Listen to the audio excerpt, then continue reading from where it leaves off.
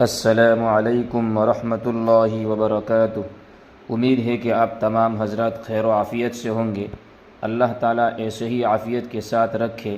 آپ تمام حضرات کی خدمت میں ایک اور ویڈیو لے کر حاضر ہوا ہوں۔ آپ نے تھمبنیل میں پڑھ ہی لیا ہوگا کس موضوع پر یہ ویڈیو ہے۔ اب اس ویڈیو کو شروع کرتے ہیں۔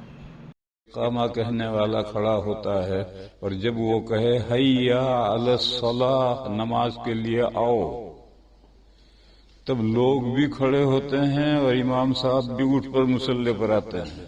اس سے پہلے کوئی کھڑا نہیں ہوتا، سب بیٹھے رہتے ہیں۔ یہ جو بریلوی بھائیوں کا طریقہ یہ بھی غلط ہے، اور ہمارا طریقہ ہے یہ بھی غلط ہے۔ اس کو سمجھنا ہے۔ لفظ جب بدل جاتے ہیں تو حقیقت بدلتی ہے۔ یہ جو تکبیر ہے اس کو ہم اردو میں تکبیر کہتے ہیں، کیونکہ پہلا لفظ اللہ اکبر ہے۔ عربی میں اس کو تکبیر نہیں کہتے، عربی میں اس کو کہتے ہیں اقامہ۔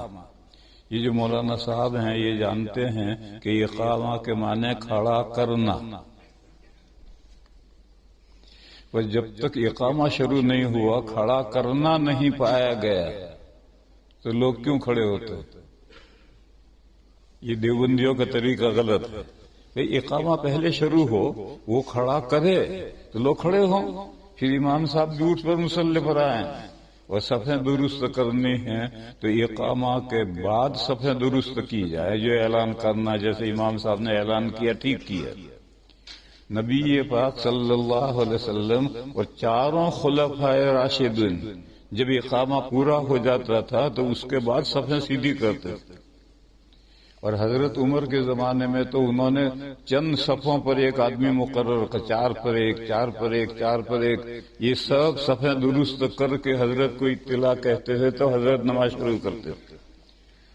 حضرت عثمان رضی اللہ تعالیٰ عنہ اور حضرت علی رضی اللہ تعالیٰ عنہ بھی اسی طریقے پر اقامہ کے بعد صفیں درست کرتے تھے، اور یہ سب روایتیں ترمذی شریف میں ہیں۔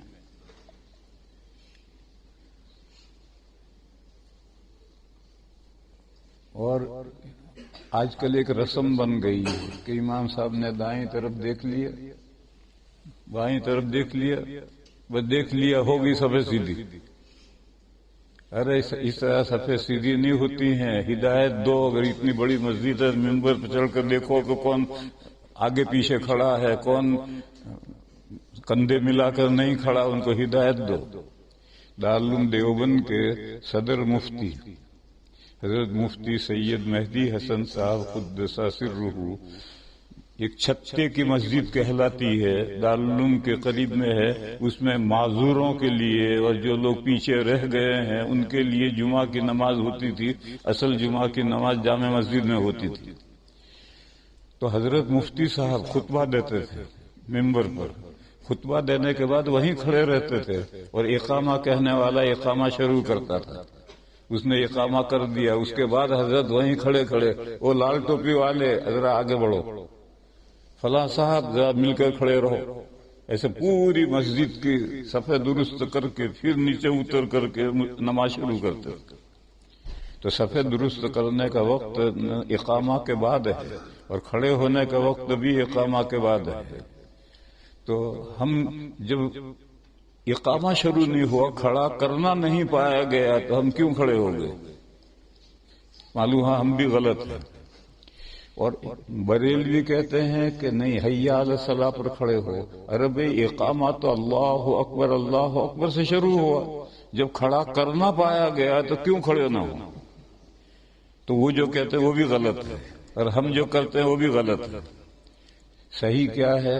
جب وقت ہونے والا ہو اور 5 سیکنڈ رہ جائیں تو اقامہ کہنے والا فوراً کھڑا ہو کر اقامہ شروع کر دے، پھر اس کے بعد لوگ کھڑے ہوں، اور امام صاحب کو صفیں درست کرنی ہو، 1-2 صفیں ہوں تو اس میں تو خاص کرنے کی ضرورت نہیں پیش آتی، مگر عید میں، جمعہ میں لمبا مجمع ہوتا ہے تو وہاں پوری صفیں درست کرنے کی ضرورت ہوتی ہے۔ تو حضرت مفتی صاحب ممبر پر ہی کھڑے رہتے تھے، اور اقامہ ختم ہونے کے بعد پوری مسجد کی صفیں درست کر کے پھر نیچے آ کر نماز شروع کرتے تھے۔